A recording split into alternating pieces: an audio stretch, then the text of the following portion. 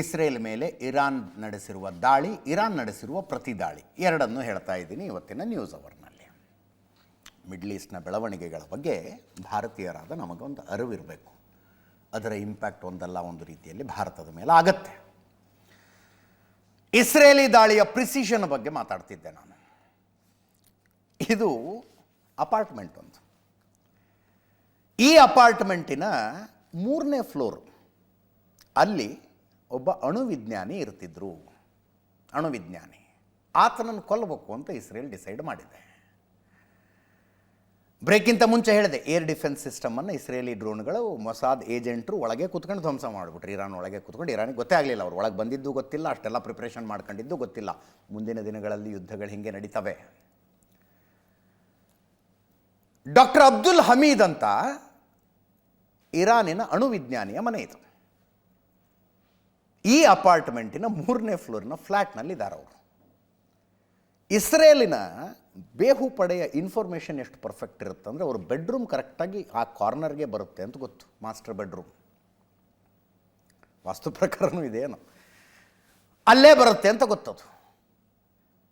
ಕರೆಕ್ಟಾಗಿ ಯಾವ ಟೈಮಿಗೆ ಆ ಮನುಷ್ಯ ಬಂದು ಬೆಡ್ರೂಮ್ನಲ್ಲಿ ಕಾಟ್ ಮೇಲೆ ಮಲಗ್ತಾನೆ ಅನ್ನೋದು ಗೊತ್ತು.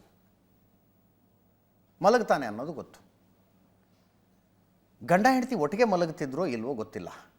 ಬಟ್ ಇಸ್ರೇಲ್ ನಡೆಸಿದ ದಾಳಿಯ ಪ್ರಿಸಿಷನ್ ಹೆಂಗಿತ್ತು ಅಂದರೆ, 200 ಯುದ್ಧ ವಿಮಾನಗಳ ಪೈಕಿ ಒಂದು ವಿಮಾನ ಹಾರಿಸಿದ ಕ್ಷಿಪಣಿ ಕರೆಕ್ಟಾಗಿ ಅದೇ ಫ್ಲೋರಿಗೆ, ಆ ಬೆಡ್ರೂಮಿನ ಕಾರ್ನರ್ಗೆ ಗೋಡೆಯನ್ನು ಸೀಳಿಕೊಂಡು ಒಳಗಡೆ ಹೋಗಿ ಬ್ಲಾಸ್ಟ್ ಆಗುತ್ತೆ.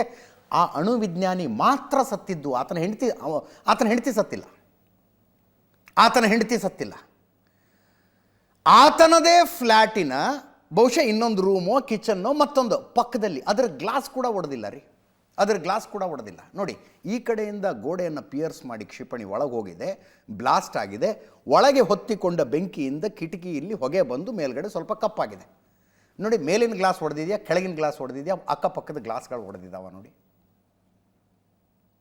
ಈ ಸಲ ಇಸ್ರೇಲಿ ದಾಳಿಯ precision ಹಂಗಿತ್ತು.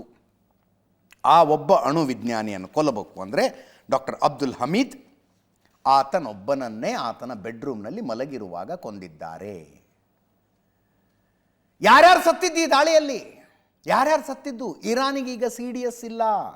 Chief of defence staff Mohammad Bagheri, ಇರಾನಿನ 3 ರಕ್ಷಣಾ ಪಡೆಗಳ ಮುಖ್ಯಸ್ಥ. He was the target, killed. ಈ ಮೊಹಮ್ಮದ್ ಬಘೇರಿ ಹತ್ಯೆಯಲ್ಲಿ ಒಂದು ಕಾನ್ಸ್ಪಿರಸಿ ಥಿಯರಿ ಬಹಳ ಜೋರಾಗಿ ಓಡಾಡ್ತಾ ಇದೆ.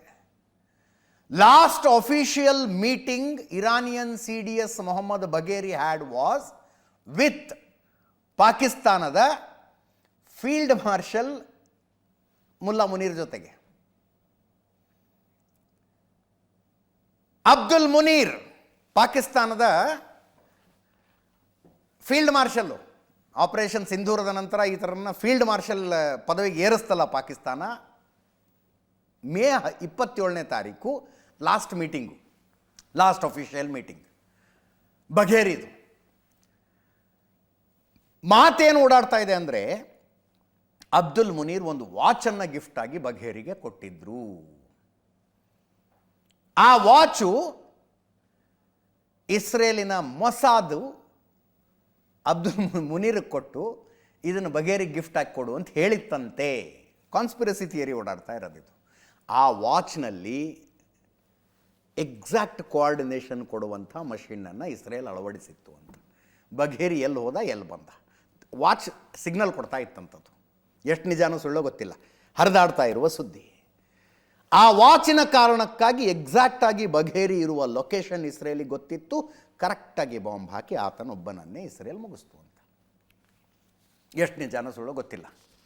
ಬಟ್ ಮುನೀರ್ ಮೀಟ್ ಮಾಡಿದ್ದಂತೂ ಸತ್ಯ. ಮುಲ್ಲಾ ಮುನೀರು ಮೇ 27ನೇ ತಾರೀಕು ಮೀಟ್ ಮಾಡಿದ್ದಂತೂ ಸತ್ಯ. That is the last official meeting he had.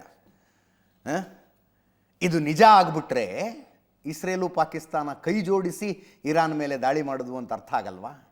ಇದೇ ಒಂದು ವೇಳೆ ಸತ್ಯ ಆದರೆ, ಅಥವಾ ಮುಲ್ಲಾ ಮುನೀರ್ಗೆ ಗೊತ್ತೇ ಇರಲಿಲ್ಲ ಅದರಲ್ಲಿ ಆ ವಾಚ್ನಲ್ಲಿ ಕೋಆರ್ಡಿನೇಷನ್ಗಳನ್ನು ಕೊಡುವ ಮಷಿನ್ ಇದ್ದದ್ದು, ಅದನ್ನು ಹೆಂಗೋ ಇಸ್ರೇಲ್ ಪ್ಲಾಂಟ್ ಮಾಡಿತ್ತು, ತಗೊಂಡು ಹೋಗಿ ಗಿಫ್ಟ್ ಆಗಿ ಈತ ಕೊಟ್ಬಿಟ್ಟ ಅಂತ ನಂಬಣ್ಣ. ಏನಣ್ಣ ಮಾಡ್ತಾರೆ ಇಸ್ರೇಲ್ನವ್ರು ಹಿಂಗೆಲ್ಲ. ಪೇಜರ್ನಲ್ಲಿ ಏನೋ ಬಾಂಬ್ಗಳನ್ನಿಟ್ಟು ಟರ್ಕಿ ಒಳಗೆ ಕಳಿಸಿದ್ ನೋಡಿಲ್ವ ನಾವು? ಪೇಜರ್ ಒಳಗೆ ಬಾಂಬ್ ಇಟ್ಟು ಏಕಕಾಲದಲ್ಲಿ ಸಾವಿರಾರು ಪೇಜರ್ಗಳು ಒಂದೇ ಸಲ ಬ್ಲಾಸ್ಟ್ ಆಗಿಬಿಟ್ಟು ಇಸ್ರೇಲ್ನವ್ರು ಮಾಡ್ತಾರೆ ಇಂಥದ್ದನ್ನು. ಈ ರೀತಿಯಲ್ಲಿ ಮೊಹಮ್ಮದ್ ಬಘೇರಿಯನ್ನು ಹೊಡೆದು ಹಾಕಲಾಗಿದೆ.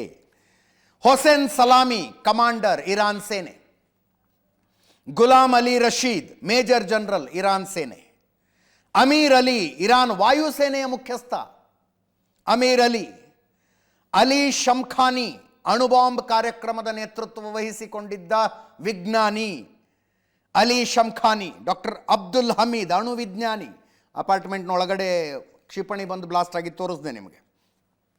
ಫೆರೆದೂನ್ ಅಬ್ಬಾಸಿ ದವಾನಿ ಅಣು ವಿಜ್ಞಾನಿ, ಮೊಹಮ್ಮದ್ ಮೆಹದಿ ಮತ್ತೊಬ್ಬ ಅಣು ವಿಜ್ಞಾನಿ. ಇಷ್ಟು ಜನರನ್ನು ಇಸ್ರೇಲ್ ಹೊಡೆದು ಹಾಕಿದೆ.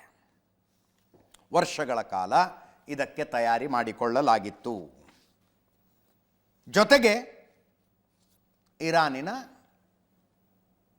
ಯುರೇನಿಯಂ ಎನ್ರಿಚ್ಮೆಂಟ್ ಮಾಡುವ ಲ್ಯಾಬೊರೇಟರಿಗಳನ್ನು, ಪ್ಲಾಂಟ್ಗಳನ್ನೆಲ್ಲ ಹೊಡೆದಾಕಿದೆ.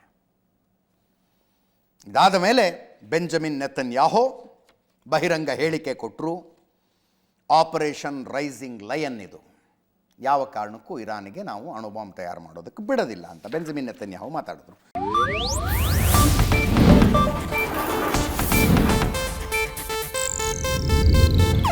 ಇದು ಏಷ್ಯಾನೆಟ್ ನ್ಯೂಸ್ ನೆಟ್ವರ್ಕ್ ಪ್ರಸ್ತುತಿ.